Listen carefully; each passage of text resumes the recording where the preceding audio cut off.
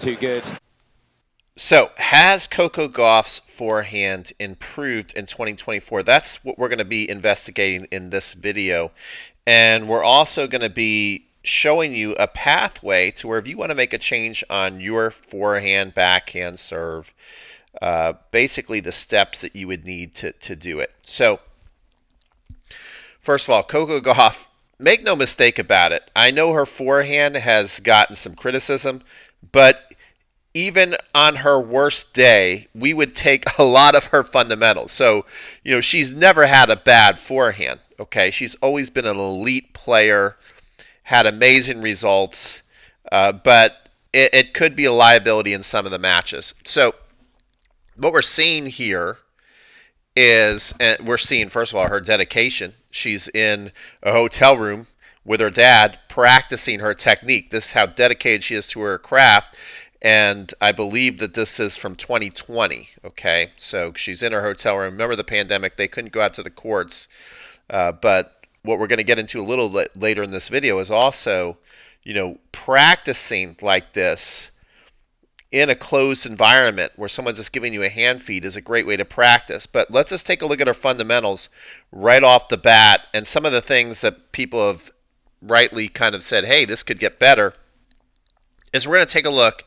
First of all, I love that she's holding on to the racket. That's fantastic. I love that first move. Okay. But then we're going to see that her elbow right here, take a look at her elbow and how it's going to start to draw back past her midsection here. Okay. It's going to right away as she makes that first move, it's going to cross. And we love that offhand. Okay. Love this offhand. That's perfect. That's something that everybody should copy.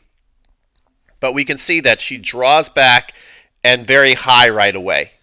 And now look where that elbow is. Okay, way out here.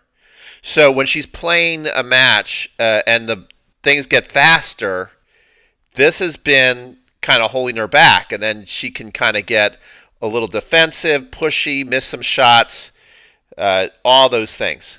And then when she hits, you can see she's got very in close here to her midsection. Look, it's like she's pretty much, there's no space there. So she's pretty in tight to the body.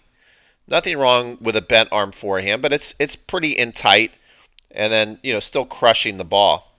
So this is what she was practicing in a closed environment. This is like, okay, everything's perfect. Dad's just feeding me the ball. This is my technique in 2020. Now, what I want to do is show you not only what she looks like in 2024, but how it's been progressing. It's not like she just changed this. This is a 4-year process. She's been working on her forehand. Okay, it's been getting slowly better. I should take that back. Not slowly and slowly, dramatically better, but little changes, very subtle changes that not many people are seeing. But she's been working, you can bet she's been working her tail off on changing. And that's what makes her such a great player. Now, watch her first move. Notice how what she's going to do right away is she's now kicking her elbow out this way to the hitting side. All right? So she's holding on to that racket, but she's creating a lot more space. Like you could put a ball in there. You could put a little ball in there. And so she's creating a lot more space and holding the elbow out a lot longer. I'm sure some players and some coaches will still be nitpicky because she still crosses over a little bit. But this is not easy to change when you hit just thousands, probably millions of balls. So she's out here. And notice how much longer she holds it out. The racket, what we're talking about when I'm saying the racket, she's holding it out to the right side since she's a right-hander a lot longer.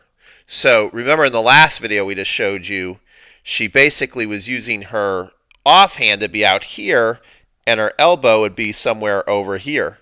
Now they're pretty much in line with each other and she holds it there as long as possible. So that's going to just shorten her swing a little bit. So the more she can basically coordinate her core, her midsection, with the release, I like to say the hip creates the whip. When the hip activates, then the arms and the hand can kind of then whip through the ball, and then she's coming in here, and again you can see the hip. Watch how she's loaded in the leg.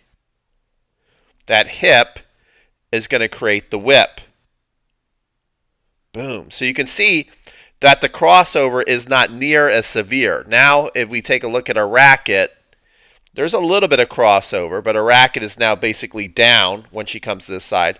Remember, in the last video we showed you, it was up over here. She was way up over there, that racket got. It doesn't get there anymore. So, people want to wonder, well, has it changed? Yeah, it's changed quite a lot.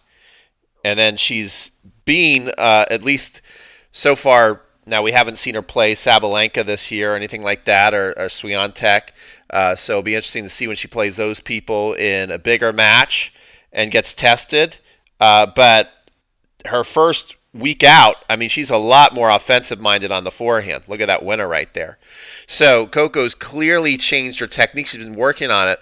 But I want to show you just a couple more videos to show you how it's gradually changed and how she's been working on it and how you can work on improving your forehand, your backhand. Like, what is the process that you need to do so that when you go and play a match, it's showing up in the match like now it's showing up for Coco. I mean, Coco, I would say, probably #1 player in the world since the summer in 2023. So now we're going to talk about how to get better, because there's lots of analysis videos, and people who are really wanting to get better, they might watch it and go, okay, great, I got to do that when I hit the court. Now, if you have a habit that is not this, you just cannot watch a video and go, okay, I got it, coach. I'm going to go do that in my match tonight. And this is a big mistake a lot of people make. You have to appreciate the amount of reps it takes and the practice environment that it takes to do this. So I'm reading something called the Talent Code right now. Go pick up the Talent Code. And what it talks about is one of the ingredients to really there's basically 3 steps you need, but one of them is deep focus practice. And a deep focus practice means doing things in what's called a closed environment. See, this is a closed environment she's in, right? She's not having the ball come flying at her. She's got her coach right here feeding her hand feeds, which is a great thing to do. She's got a training tool in her hand that she can really kind of help her be more aware of changing the swing, how they're wanting to work on it this day. So it gives it an opportunity to create perfection. And in the talent codes, it talks about that in order to make a change and to order to master something, you need what's called deep focus practice. Okay, so deep focus practice. And it basically means doing things. I can't write the last thing here. Let me write that last letter. But it basically means doing things slowly and deliberately. That's what a deep focus practice is. So you can see this would be a great example of a deep focus practice. So you can see her first move, right? Because we saw in the hotel room, what would be Coco's first move? She would get that offhand out to the side, and then her elbow would immediately kick way back, and not only way back, but way up, and then her racket would be somewhere up here, okay? So now we can see that she's got it basically in line with the stick. I'm sure that was probably the drill. Keep the racket in line with the stick as long as possible and then separate.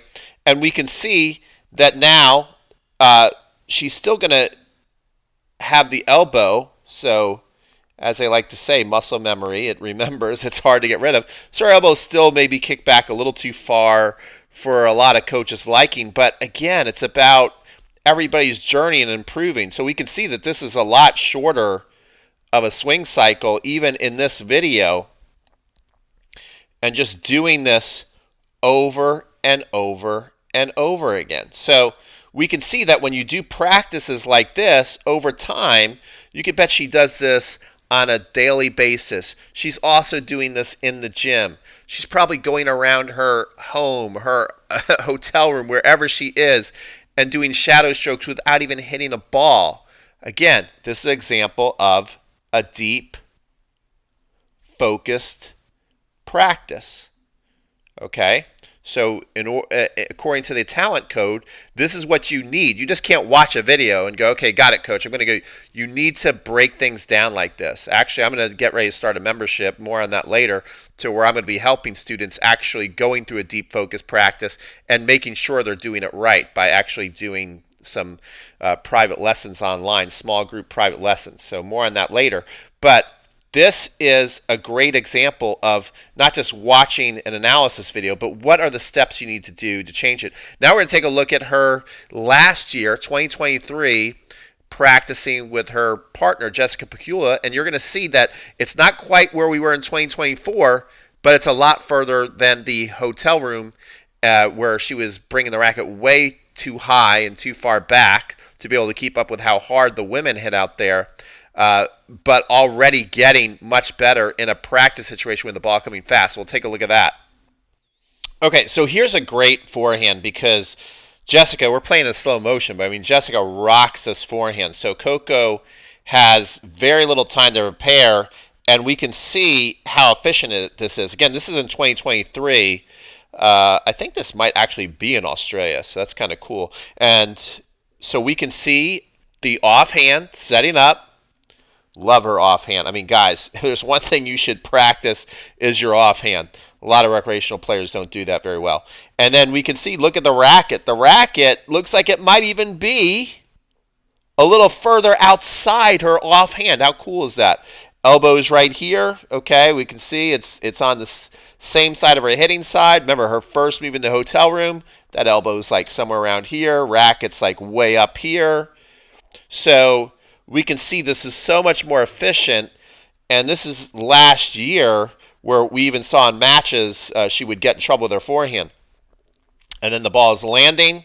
Now we can see still for a lot of professional athletes on tour, it's still pretty big backswing, but she's able to handle that ball and get it back and hit it basically right back at Jessica's feet. So I'm just going to show you one tool that if you wanted to get it for a gift for yourself, it would cost you less than if you were to sign up for, I know when I teach, I would charge people like for a 6-pack, 6 hours of tennis lessons. This will actually cost you less than that, and then you'll have your own personal coach there who would basically be like right here. Remember how we showed you earlier how the coach was basically standing there and feeding you balls, right? So basically like having your own coach right here tossing you balls like we had earlier, but you can literally hit 1,000 balls in an hour. Oh my gosh. So I'm going to show you that. I had a lot of fun using it. So if you want to get yourself one, what I'm going to do is I'm going to leave it down. Look in the description. I'm going to leave it in a link below the video. So you click that link and you can go get yourself one. Okay? All right. Wait till you see this. This is really cool. Okay, so take a look at this, guys. This is awesome. This is called Fast Track, and actually, if you want to get a discount on this, you can get a discount when you go, again, down in the link. Okay, so the link down below is going to have a special link to where when you sign up on that link, you'll get a discount. Okay, but what I love about this is it's helping you practice in a closed environment so you can be aware of your movements. So, see, I can really pay attention to my form. Notice how I'm keeping my feet moving. Okay, we're setting up. Give me some advice on my forehand. So, I'm setting up. Let me see what I like. I like the offhand. Okay. Racket is out to the left side since I'm a lefty. Okay, we keep everything to the left side, so we got a short backswing there. Nice long reach. You know what? I kind of like it. Not bad for an old man right here.